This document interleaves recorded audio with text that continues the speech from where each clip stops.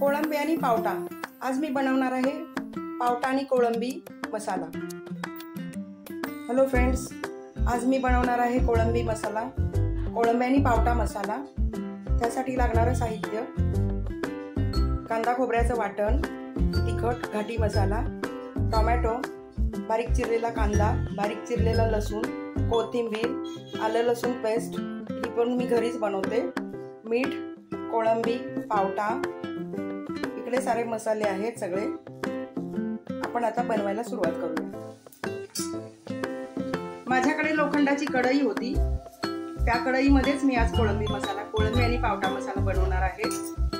मी त्याच्यामध्ये मोठे 2 चमचे तेल घातलेलं आहे। नंतर आपण एक मोठा कांदा घेतलेला आहे, तो तळून घेऊया। लाल रंगावर कांदा तळत आला की आपण त्याच्यामध्ये बाकीचे मसाले घालूया।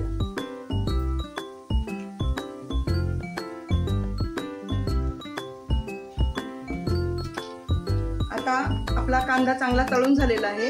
नंतर मी बारीक चिरलेला लसूण घालते, नंतर घालूया टोमॅटो, आलं लसूण पेस्ट, हे आपण चांगलं परतवून घेऊया। सगळं शिजलं पाहिजे।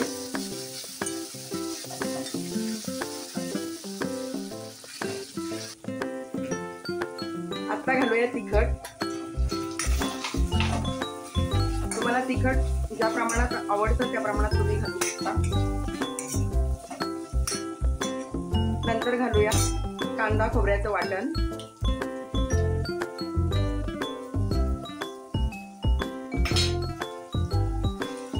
आता आपण हे चांगलं खरपूस परतून घेऊया। आता आपलं हे सगळे मसाले चांगले परतून झालेले आहेत। नंतर मी घालते हळद, गरम मसाला, धना जिरा पावडर, सगळं मिक्स करून घेऊया। वाटण आपले मसाले खरपूस भाजलेले आहेत।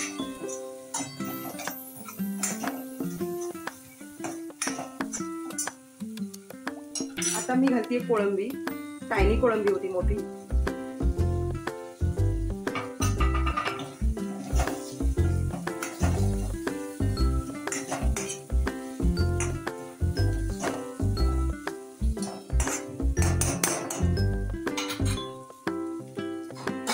नंतर घालूया पावटा,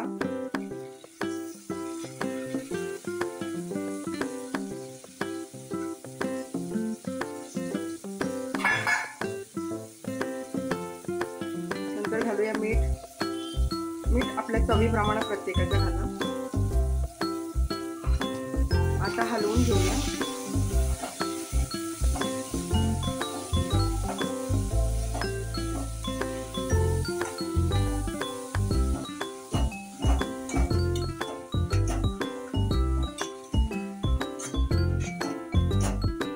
बघा कसं छान दिसतंय।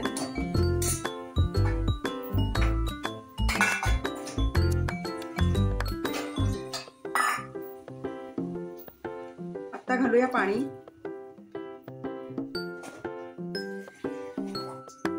पाणी शिजेल इतपत घाला। तुम्हाला पातळ घट्ट किती करायचं आहे त्याप्रमाणे पाणी घालू शकता। मी थोडंसं सुकंच करणार आहे, त्यामुळे जास्त पाणी नाही घालत आहे।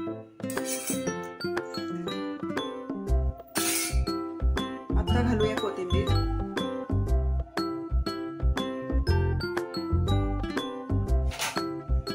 कोथिंबीर पण मी लगेचच घातलेली आहे, कारण कोथिंबीरचा कच्चापणा माझ्या मुलांना आवडत नाही, त्यामुळे कोथिंबीर पण यात चांगली शिजली जाते।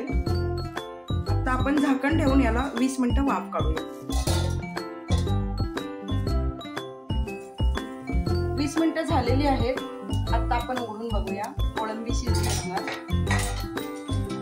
ते बघा, कोळंबी आणि पावटा दोन्ही छान शिजलेला आहे। हे बघा, दिसते का कोळंबी शिजलेली आहे।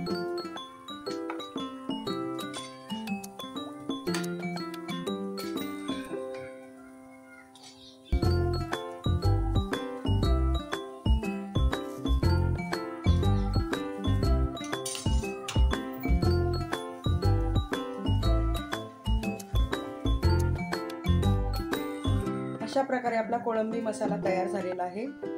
तांदळाच्या भाकरीसोबत खूप छान लागतो। आज मी तांदळाची भाकरी बनवत आहे, करून बघा। लाईक, कमेंट आणि सबस्क्राईब करायला विसरू नका फ्रेंड्स। तुम्ही व्हिडिओ बघताय पण सबस्क्राईब केलेलं नाही आहे, तेव्हा करा पटकन। Thank you friends.